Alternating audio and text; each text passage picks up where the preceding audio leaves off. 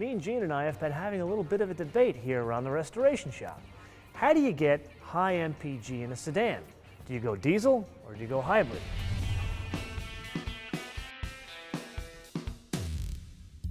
Let's face it, reliability just about trumps everything. If you've got a car with great gas mileage but it breaks down a lot, what's the point of having good gas mileage? Good point. Toyota kind of has sorted the reliability of hybrids. It's fairly amazing. They're all over New York City as far as taxis. Taxis, for me, I think a taxi is the perfect purpose for a hybrid. Just kind of by the numbers.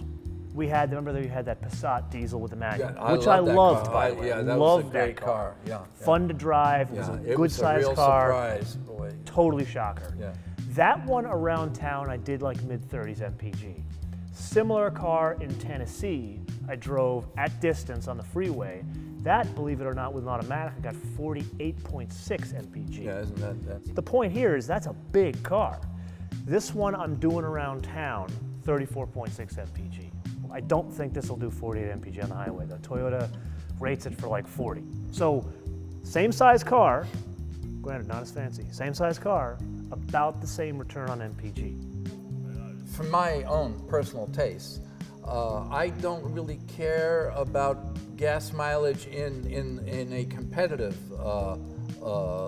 vein. In other words, if one car gets 2 or 3 miles a gallon better or worse than the other, that doesn't bother me. This is coming from a guy that has old Jaguars sitting around his garage. Anyway, go on. That's good gas mileage. For 1961. It's a Lucas ignition systems, come on, Now you said something interesting about this car.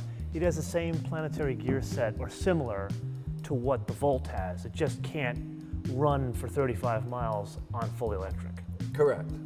And that is, the reason I say this is because they both use the ring gear to power one of the motors. And that motor is also one that recharges the batteries.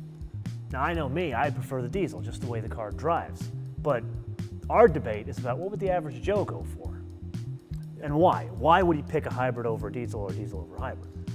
Well, I think the average driver would be more comfortable at first with the diesel because it drives the way they've always driven an automobile.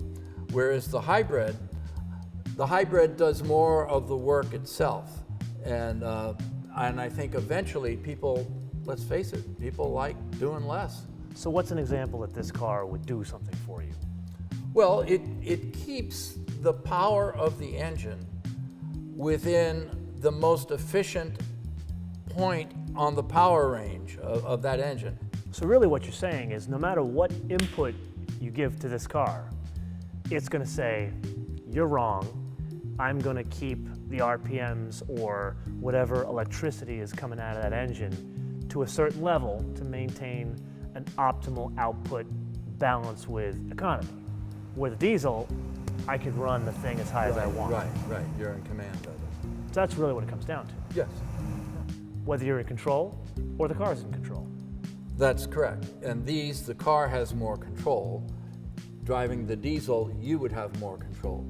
So effectively you are driving a computer as opposed to you are driving an engine. Or the computer is driving you. And there you have it. So that's our somewhat unscientific reasoning or difference between a hybrid and a diesel, right? Yes. Anything we've forgotten? Well, I'd just like to talk about the popularity of these hybrids, especially the Toyota and Lexus brands. Toyota and Lexus have sold over 4 million hybrids since the introduction of the Prius, and that's a remarkable figure. So something tells me that Volkswagen has not sold 4 million Passat diesels with manuals. No, and it might take them 6 months or so to catch up, but okay. They're gonna have to work on it. Okay, so you know what we want. Get in contact with us. We want to hear what you guys would want. And more importantly, why would you choose the hybrid over the diesel or the diesel over the hybrid? Is there anything else you want to know from people? Well, lots of things, but this will do. For now? Yes. Okay. We'll be back at you. Take care.